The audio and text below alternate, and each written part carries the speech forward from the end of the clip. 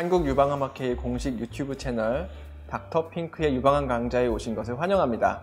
안녕하세요. 저는 연세의대 용인세브란스병원 유방외과에서 근무하고 있는 김주흥입니다. 안녕하세요. 저는 고려대학교 안암병원 유방내분비외과 유지영입니다. 진료실에서 환자들을 보다 보면 예전에 비해서 환자들이 건강, 특히 유방 건강에 대한 관심이 많아지고 지식도 많이 향상된 것을 느끼고 있습니다. 맞습니다. 저도 놀랄 때가 많아요. 매스컴, 인터넷을 통해서 건강 정보를 많이 접하게 된 것도 덕이 크다고 생각하고요. 또 안타깝지만 실제로 주변에 유방암 환자들이 늘어나서 관심이 높아진 것 또한 부정할 수 없을 것 같아요. 하지만 그런 만큼 자신의 어떤 질병 발생 가능성에 대해서 미리 주의를 하고 그리고 검진을 받으면서 대비를 하는 모습들이 많이 늘어난 것은 긍정적인 것 같습니다. 예를 들면 유전성 유방암이나 유전성 난소암 같은 것들에 대해서 많은 주의를 가지고 있고 또 많은 관심들과 검진을 진행하는 것 같습니다. 네, 오늘 주제 바로 이 유전성 유방암에 관한 이야기입니다. 여기에 대해 함께 말씀 나눠주실 닥터 핑크를 모셨습니다. 소개 부탁드릴게요. 네, 안녕하세요. 저는 대림성모병원에서 일하고 있는 유방외과 의사 김성원이라고 합니다. 반갑습니다. 김성원 교수님은 명실상부 국내 유전성 유방암 최고 권위자 중 한 분이시고요. 한국 실정에 맞춘 유방암 돌연변이 유전자 계산기를 개발하시고 또 코브라라는 유전성 유방암 학회도 창립하시고 이 주제에 가장 적합한 닥터 핑크라고 말씀드릴 수 있겠습니다. 오늘의 토크가 너무 기대됩니다. 지난 시간에 이어 다시 또 언급되는 헐리우드 스타인데요. 안젤리나 졸리. 이분으로 인해서 유전성 유방암에 대한 관심들이 굉장히 많이 늘어난 것 같습니다. 타임지에 일면을 장식하기도 했었죠. 왜 이렇게 이슈가 된 걸까요? 일단 안젤리나 졸리가 워낙 유명한 여배우여서 이슈가 된 게 가장 큰 것 같고요. 안젤리나 졸리는 뭐 아시다시피 어머니, 또 할머니, 그리고 이모의 유방암, 난소암 등으로 돌아가신 분들이 굉장히 많았습니다. 그래서 유전자 검사를 하게 됐고 거기에 유전자에 돌연변이가 있어서 집안 내에 검사를 하게 되면서 안젤리나 졸리도 본인의 유전자에 이상이 있다는 것을 알게 됐죠. 그러면서 유방암이 걸리지 않은 상태에서 예방적으로 양쪽 가슴을 절제를 하면서 벌써 그게 2013년도니까 벌써 7년 전 얘기인데요. 그러면서 아주 엄청나게 커다란 이슈가 되고 엄청나게 많은 그런 기사가 났던 그런 시절이 있었습니다. 덕분에 많은 분들이 관심을 갖게 되었으니 우리 닥터 핑크로도 손색이 없을 것 같아요. 진짜 한번 모실 수 있었으면 좋겠는데요. 자, 유전성 유방암에 대해서 궁금해하시는 분들이 참 많습니다. 전문가를 모셨으니 샅샅이 여쭤보도록 하겠습니다. 제가 먼저 질문을 좀 드려보겠습니다. 선생님, 그 유전성 유방암 왜 생기나요? 유방암이 생기는 원인이 굉장히 여러 가지가 있죠. 뭐 환경적인 원인, 호르몬에 의한 원인 등등 굉장히 많은 원인들이 있는데 그 중에 이제 유전자, 우리가 이제 BRCA1, 2, 1번, 2번 혹은 이제 쉽게 얘기해서 브라카 유전자라고 얘기하는 그 유전자의 이상이 있어서 생기는 경우가 상당히 많습니다. 브라카 유전자는 기본적으로 우리의 세포를, 우리의 염색체를 보호하는, 유전자를 보호하는 그런 역할을 하는데 거기에 이제 문제가 생기면 그런 보호 기능이 깨지게 되고 보호 기능이 깨지게 되면 수리가 안 되니까 결과적으로 암이 많이 발생을 하게 되는 거죠. 전체 암의 한 5% 정도가 유전적인 소인을 갖고 있다고 생각하시면 될 것 같습니다. 그러면 한국에서 현재 환자 통계가 어떻게 되죠? 보통 5에서 한 10% 정도의 유전성 유방암이 발생한다고 생각을 하고 있고요.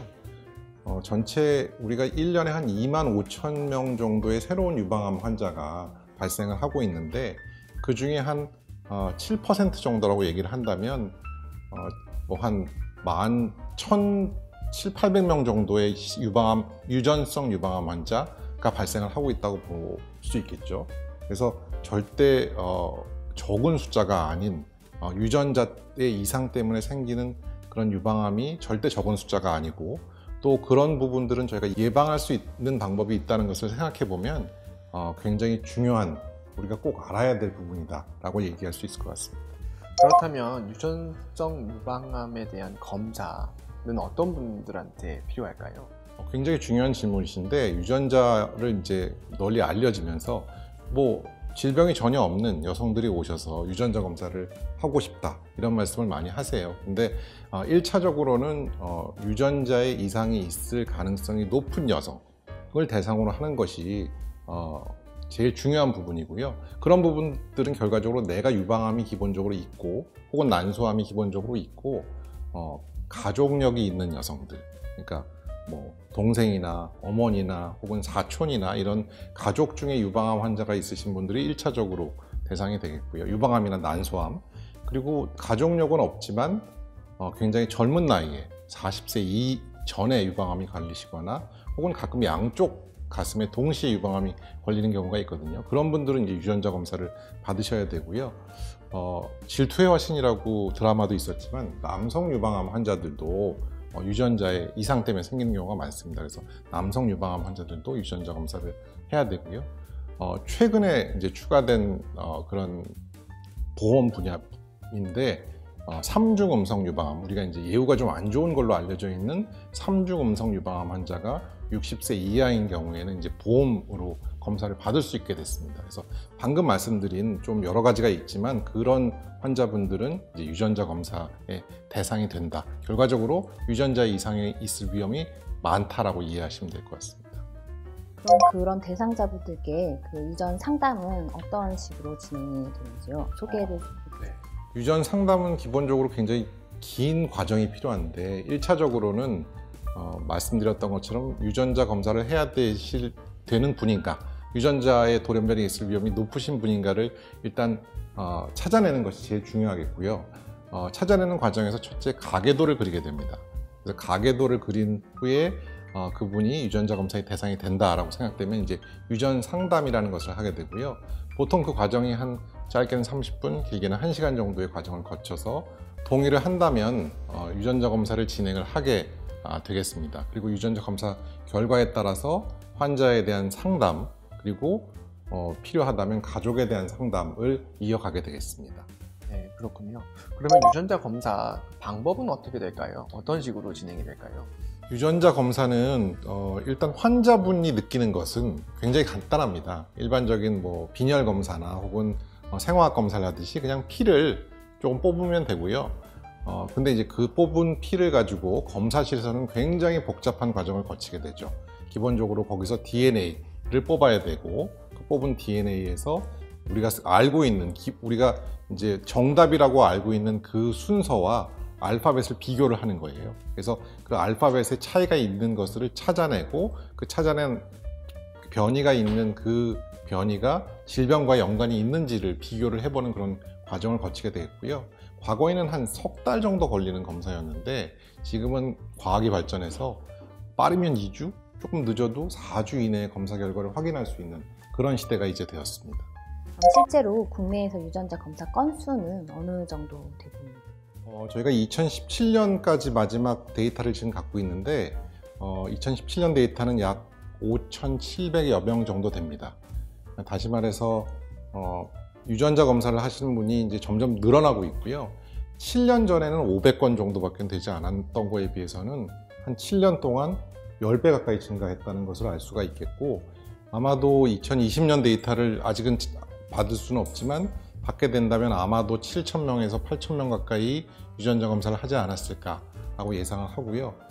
기본적으로 저희가 유방암 환자에서 유전자 검사의 대상이 되는 분들은 약 30% 정도 됩니다. 30에서 35% 정도 되는데 우리나라 여성이 25,000명이 유방암에 걸리시게 되니까 그렇다면 한 7, 8,000명 정도가 검사를 하는 것이 전체 숫자다라고 이해할 수 있을 것 같고, 상당히 많은 분들이 검사를 지금 하고 있다라고 추측이 됩니다. 상당히 많은 검사가 진행이 되네요. 그러면 그렇게 유전자 검사를 하고 난 다음에 이제 그 결과에 대해서 이제 또 유전 상담을 또 진행을 하시잖아요. 혹시 뭐 그런 사례들 좀 이렇게 소개해 주실 만한 사례가 있으시면 한번 말씀해 주시면 좋겠습니다. 제가 쓴 소설이 있거든요. 시시포스의 후손들이라는 소설이 있는데, 그 소설은 이제 유전성 유방암 자매를 제가 진료하면서 느꼈던 점들을 이제 상담하는 형식의 소설로 상담하는 형식의 소설로 저희가 작성을 쓴 책인데 그분의 경우에는 이제 먼저 언니가 유방암에 먼저 걸렸었어요.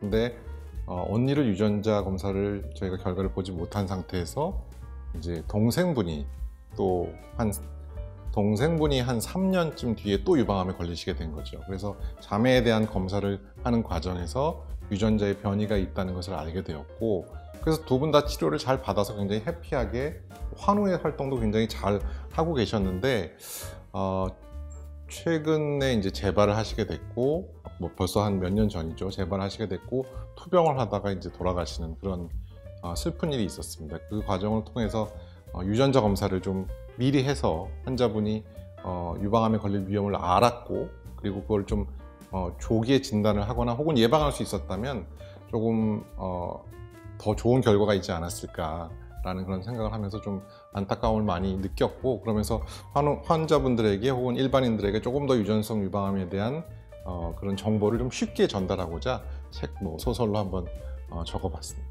방금 사례에서 자매분들 말씀해 주셨는데요. 그런 식으로 이제 가족 간에 먼저 그 유전자 검사 결과를 알게 될 경우에 꼭 공유를 해야 되는지 그런 부분에 대한 좀 고민들이 많으실 것 같습니다.